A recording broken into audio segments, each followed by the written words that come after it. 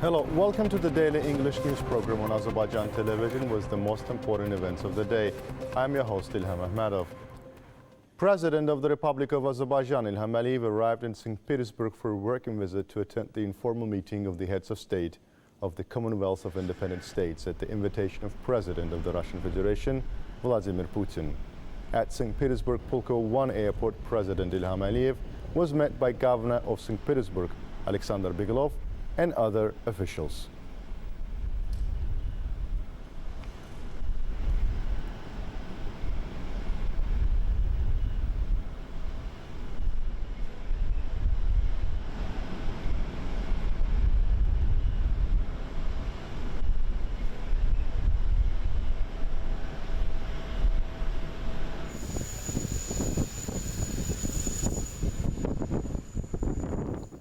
On October 7th, an informal meeting of the heads of state of the Commonwealth of Independent States was held in St. Petersburg, the Russian Federation.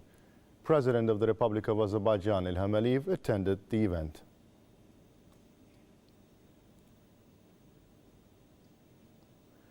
President Ilham Aliyev participated in an informal dinner organized for the CIS heads of state in St. Petersburg, Russia, on October 7th. President Ilham Aliyev concluded his working visit to St. Petersburg, Russia on October 7th. The interests of Azerbaijan were adequately protected at the Prague meetings thanks to the principles and determination of President Ilham Aliyev. The statement adopted at the end of the meeting says that Armenia and Azerbaijan, once again demonstrating their commitment to the UN Charter and the Almaty Protocol of 1991, recognize each other's territorial integrity and sovereignty.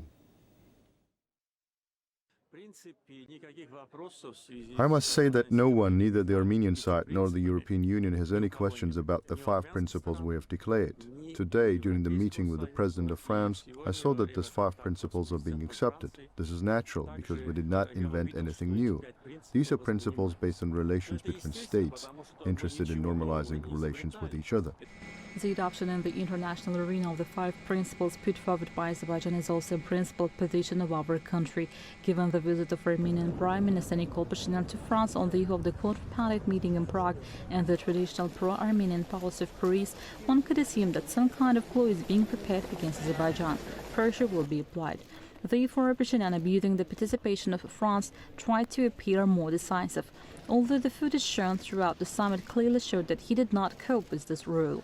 It's no secret that France supports Armenia, but at the meeting, which consisted of 2 parts which lasted more than 5 hours, the decisiveness and integrity of President Ilham Aliyev crossed out the scenario once and for all. In the final statement, Azerbaijan and Armenia recognized each other's territorial integrity and sovereignty. In this context, the UN Charter was adopted as the main document, and this once again became a confirmation that Karabakh is an integral part of Azerbaijan. The entire international community clearly understands one thing now. Karabakh is Azerbaijan. We've been saying this every time during the occupation, during the war and after the war. The world community not only understands this truth, but also explicitly states it today. At the meeting, it was agreed to hold the next meeting of the Commission on the Limitation of Borders at the end of October in Brussels.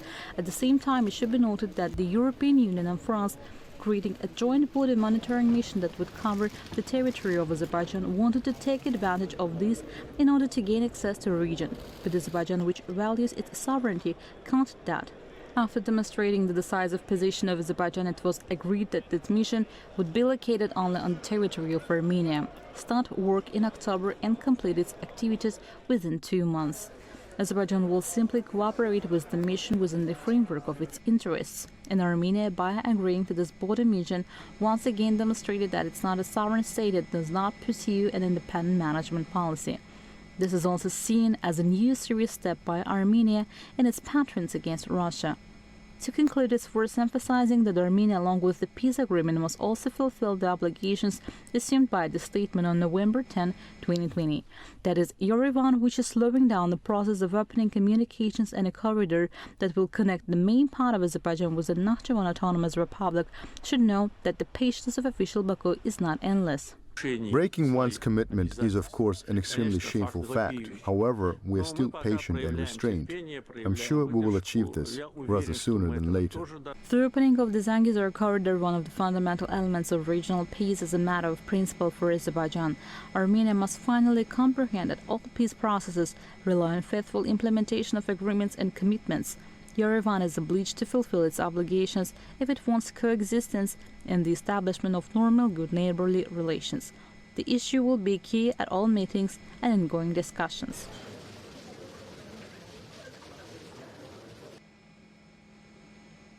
The European Political Community Summit in Prague, President of Azerbaijan Ilham Aliyev's meeting with President of France Emmanuel Macron, President of the European Council Charles Michel and Prime Minister of Armenia Nikol Pashinyan was on the focus of the global media. It also became one of the main topics of discussions in the social media. Words President Ilham Aliyev in Prague became trending on Twitter.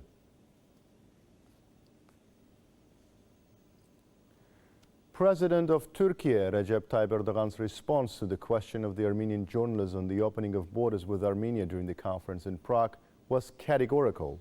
Sign a peace agreement with Azerbaijan and we will open our borders.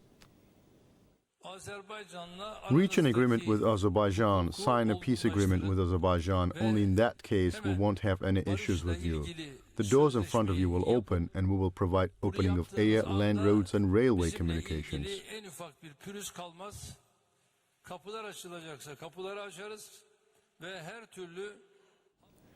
The activity of the Human Rights Commissioner is expanding. This was reflected in the amendment to the law on the Commissioner for Human Rights of Azerbaijan.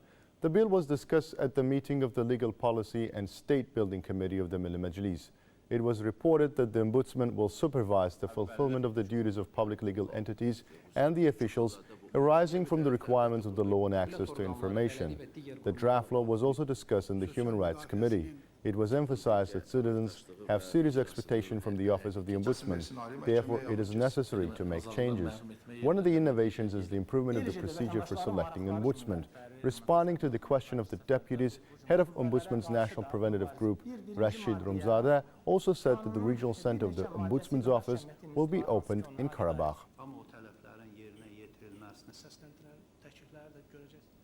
The next mines planted by Armenia were found in Kəlbəcər and Daşkəsən regions. 79 PMNE anti-personnel mines and 2 TM62M anti-tank mines in the territory of the Kəlbəcər region and 53 PMNE anti-personnel mines and 4 OZM72 anti-personnel fragmentation mines in the territory of the Daşkəsən region were neutralized.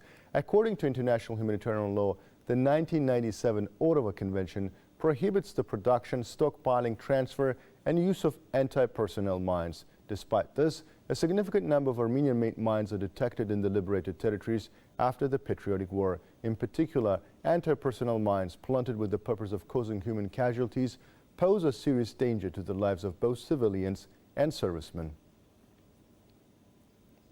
That was all for the day. Thank you for being with us. Goodbye.